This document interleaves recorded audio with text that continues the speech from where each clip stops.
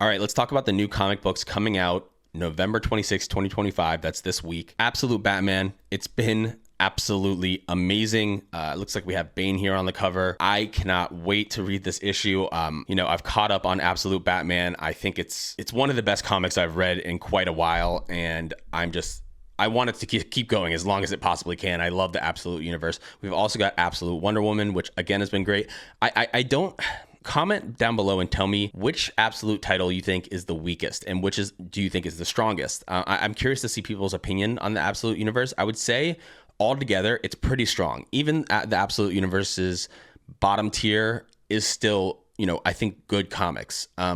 So I don't know if that would be like The Flash maybe or Green Lantern. I think some people don't like Green Lantern that much.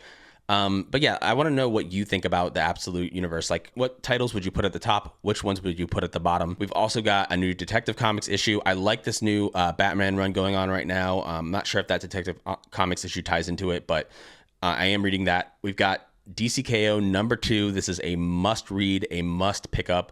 This event has been kind of crazy so far, so very cool. We've got DCKO as part of this Superman #32 issue coming out, and then another tie-in. It looks like a lot of tie-ins to DCKO. This is the Justice League tie-in right here. I think this one is definitely important to read. And also, just to mention, I've been reading Justice League Unlimited to make sure I'm caught up on everything, in reading the DCKO event. And it was an awesome idea to say, okay, now every single hero is part of the Justice League, literally every single one. So interesting concept, and it's been really cool. DCKO, The Flash, another tie-in.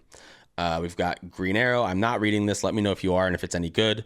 Green Lantern. Oh, it looks like we have a crossover, or not a crossover, but we have the classic team up of Green Lantern and Green Arrow in this comic. So that's pretty cool. If you know anything about comics from the Bronze Age, that was a very classic matchup, those two characters. I guess they both wear green, so maybe that's why they put them together, but always good to see those two together. We've got Geiger.